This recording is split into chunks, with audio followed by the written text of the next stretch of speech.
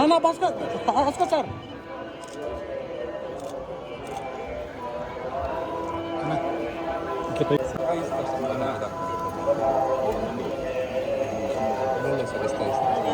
భాస్కర్ పెద్ద చేతి వేసుకోవాలి.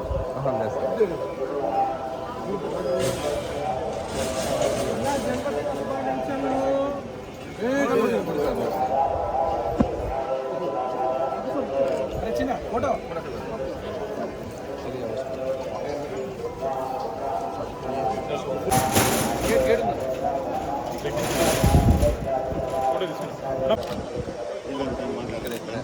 మాట్లాడుతుందామా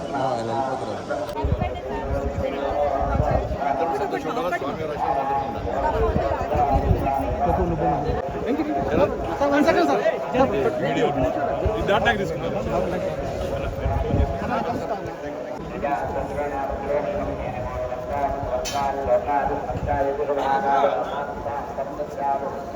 కార్లో మెట్లు దిగి చెప్పేస్తాను.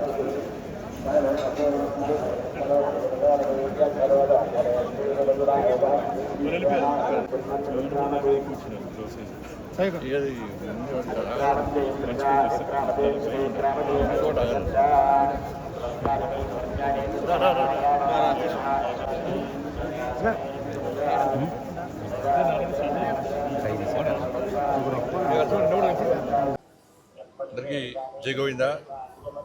ఈరోజు జన్మదినం సందర్భంగా స్వామివారి దర్శనం కోసం రావడం జరిగింది. గత సంవత్సరం కూడా జన్మదినం సందర్భంగా స్వామివారి దర్శించుకోవడం జరిగింది.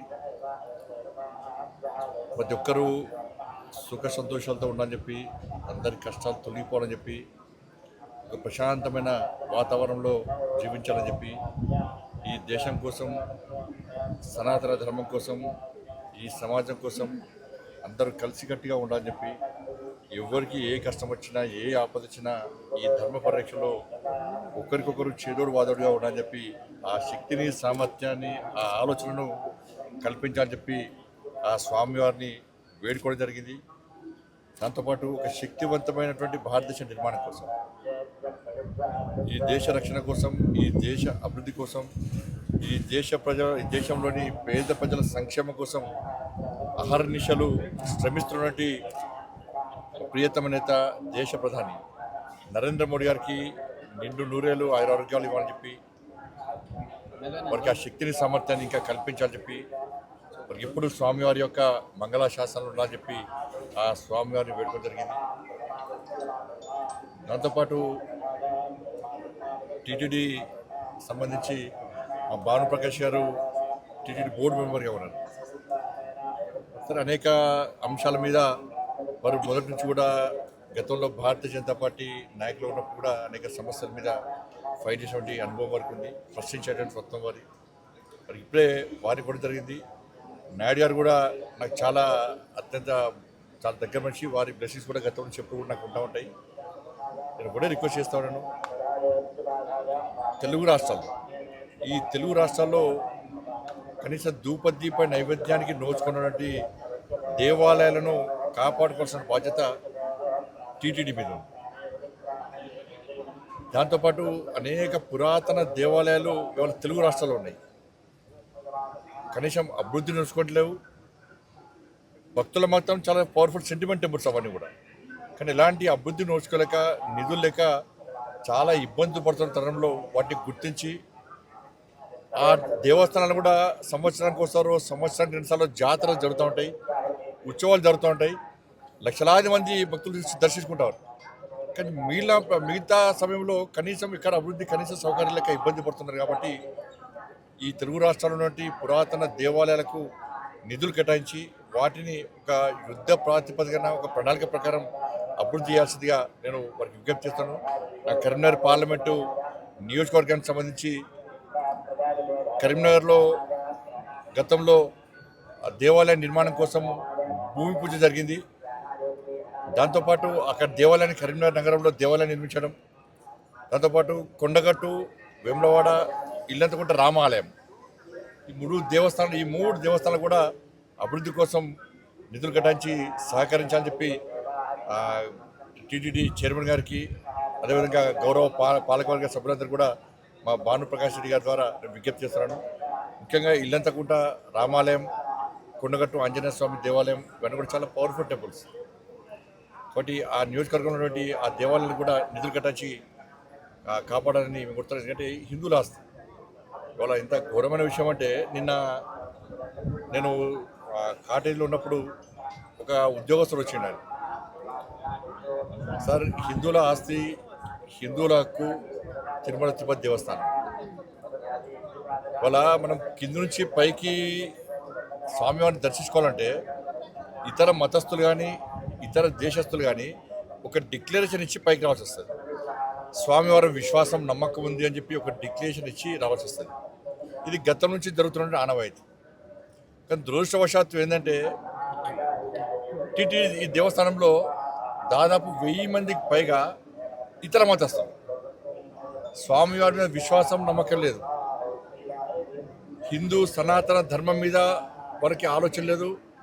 ఆ సనాతన ధర్మాన్ని కాపాడాలి, సనాతనానికి అనుగుణంగా వ్యవహరించాలని చెప్పి ఆలోచన వరకు లేదు. అటువంటి ఉద్యోగస్తులకు, అటువంటి వ్యక్తులకు టీటీడీలో ఉద్యోగాలు ఇవ్వడమైంది, వాళ్ళు ఇంకా కొనసాగించడమైంది. ఎప్పుడో ఒకసారి మార్పు జరగాలి.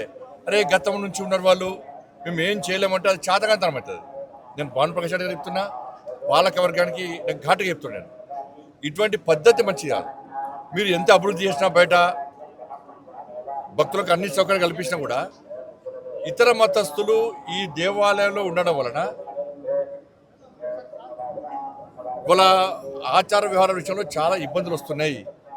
అది బయటికి రాకపోవచ్చు. ఏదో సత్రం కాదు ఇది, అన్ని మతాలకు ఇవ్వడానికి ఏదో సత్రం కాదు. చాలామంది అర్చకులు కానీ ఈ సనాతన ధర్మం మీద ఆధారపడిన ఉద్యోగాలకి చాలామంది ఇబ్బంది పడుతున్నారు. కాబట్టి జీతభత్యాలు ఇచ్చుకుంటూ స్వామివారి మీద విశ్వాసం నమ్మకం లేని వ్యక్తులను ఏ విధంగా మీరు ప్రోత్సహిస్తారు? గతం నుంచి వస్తున్నప్పుడు కూడా ఎక్కడో ఒకడ పురుష పెట్టాలి వాటికి. అరే నాకు ఆశ్చర్యం అనిపిస్తుందండి. ఇతర దేశాలకు దేశం సత్రంగా మారింది, తెలుగు రాష్ట్రాలు సత్రంగా మారింది. వాళ్ళకి ఆధార్ కార్డు ఇస్తాము, పాస్పోర్ట్లు ఇస్తాము, వాళ్ళకు రేషన్ కార్డు ఇస్తాము, వాళ్ళకి డబుల్ బెడ్రూమ్లు ఇస్తాము, వాళ్ళకి పెన్షన్ ఇస్తాము. ఇతర మతస్థులకు టీటీడీలో ఉద్యోగాలు ఇస్తాము. ఇది పద్ధతి కాదు. దీన్ని పూర్తి స్థాయిలో ప్రతి హిందూ కూడా దీన్ని వ్యతిరేకిస్తాడు. దీన్ని వెంటనే నిర్మూలించాల్సిన బాధ్యత పాలక వర్గం మీద ఉంది. ఇవాళ బయట మొత్తం చర్చ జరుగుతున్నది, తెలుగు రాష్ట్రాల్లో చర్చ జరుగుతున్నది. నిన్నగాక మొన్న మీరు ఒక ఉద్యోగస్తుని సస్పెండ్ చేశారు. అంటే బయటకు వస్తేనే మీరు సస్పెండ్ చేస్తారు తప్ప దీని మీద ఒక విచారణ జరిపి ఎవరెవరు ఉన్నారు, ఎవరెవరు ఈ సనాతన ధర్మానికి వ్యతిరేకంగా, టీటీడీ నిబంధనలకు వ్యతిరేకంగా వ్యవహరిస్తున్నారో ఎందుకు మీరు ఎంక్వైరీ చేస్తున్నారు? ఎందుకు నిర్మించలేకపోతున్నారు? ఇది ఓట్ బ్యాంక్ పాలిటిక్స్ కాదు. ఓట్ బ్యాంక్ పాలిటిక్స్ కోసం కూడా టీటీడీని ఉపయోగించుకుంటే అంతకన్నా మూర్ఖత్వం ఇంకోటి కాదు, ఈ పిరిగితనం ఇంకోటి కాదు. నేను దయచేసి మళ్ళీ విజ్ఞప్తి చేస్తున్నా, ఇది ఏ ఒక్కరి ఆస్తి కాదు, ఇది హిందువుల ఆస్తి. స్వామివారి విశ్వాసాన్ని నమ్మకం హిందువుల యొక్క ఆస్తి తిరుమల తిరుపతి దేవస్థానం.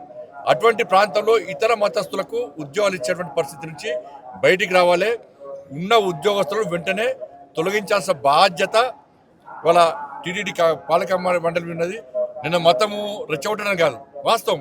ఒక మసీద్కి వచ్చి చర్చి పోయి ఒక నామం పెట్టుకొని నేను పోతే నాకు ఉద్యోగం ఇస్తారా? నాకు రాణిస్తారా నన్ను?